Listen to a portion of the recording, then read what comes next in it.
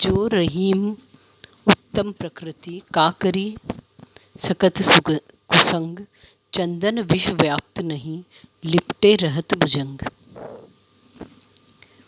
इसमें रहीमदास जी कह रहे हैं कि जो व्यक्ति उत्तम स्वभाव के होते हैं उनका कुसंग यानी बुरी संगति कुछ भी नहीं बिगाड़ सकते, उन पर बुरी संगति का कोई प्रभाव नहीं पड़ता।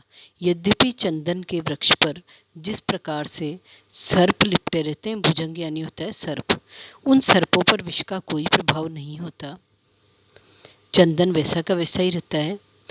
तो रहीमदास जी का कहना है कि जो व्यक्ति उत्तम स्वभाव का है ना, बुरी संगत उसका कुछ भी नहीं बिगाड़ सकती है।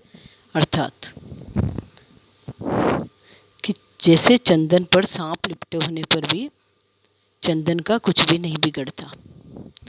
इसके आगे देखिए, रूठे सुजन बनाइए जो रूठे सो बार, रहीमन फिरी फिरी पोहिए टूटे मुक्ताहार।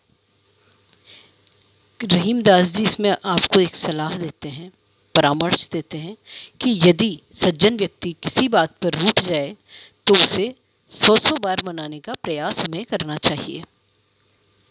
जिस प्रकार से कोई हार टूट जाता है तो उसे बार बार गूंथने का प्रयत्न किया जाता है, मूल्यवान हार को टूट जाने पर मोतियों को फेंका नहीं जाता। इसी प्रकार अगर सज्जन व्यक्ति आपसे रूठ गया है तो उसको मना करके आपको अपने पास रखना चाहिए। उसको मनाने में आपकी कोई हानि नहीं है, बार बार उसे मनाइए और उससे संबंध जोड़े रखिए, उसी में आपकी भलाई है। आगे देखेंगे, तरुवर फल नहीं खात है सरवर पियहि न पान, कही रहीम पर काज हित संपत्ति संचयी सुजान।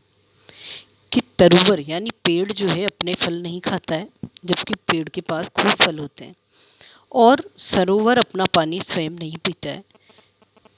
तो रहीमदास जी कह रहे हैं कि ये सब परहित के लिए इस संपत्ति को संचित करते हैं। तो अगर हम भी संपत्ति संचित करें तो हमें भी परहित के लिए करनी चाहिए, स्वयं के हित के लिए नहीं करनी चाहिए। दूसरों के हित के लिए की गई संपत्ति ही फायदा पहुंचाती है और उसी से परहित सिद्ध हो सकता है।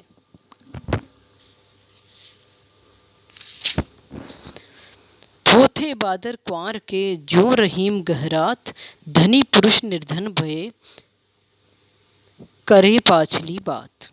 थोथे बाल कुंवर के,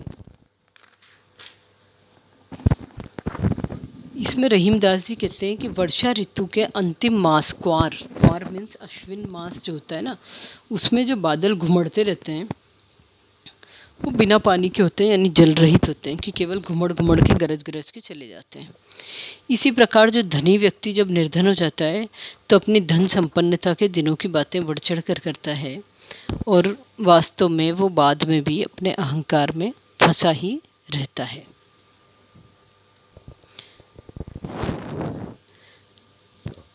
अब आप देखिए, हमने ये दोहे पढ़े तो ये जो शुरू का दोहा था उत्तम प्रकृति वाला, इसमें रहीमदास जी ने कहा था, विशेष रूप से ये समझाया था कि जिनका स्वभाव उत्तम होता है वे बुरी संगति से अप्रभावित रहते हैं और उनको दूसरों की संगत से हानि नहीं पहुंचती, कुसंगति से।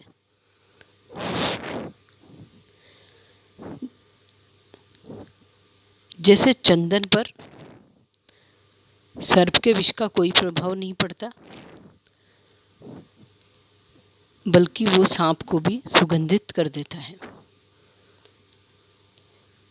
दूसरा, सज्जनों का साथ जो है वो सौभाग्यशाली व्यक्तियों को ही प्राप्त होता है, उसे हमें किसी भी कीमत पर गंवाना नहीं चाहिए। जैसे ना रूठे सुजन बनाइए, क्योंकि सज्जन व्यक्ति की जो मित्रता होती है वो मूल्यवान हार के समान होती है और उसकी कीमत को समझना चाहिए। इसमें तत्सव तद्भव शब्दों के सुमेल का प्रयोग हुआ है, ब्रजभाषा का प्रयोग हुआ है, और संदेश अच्छा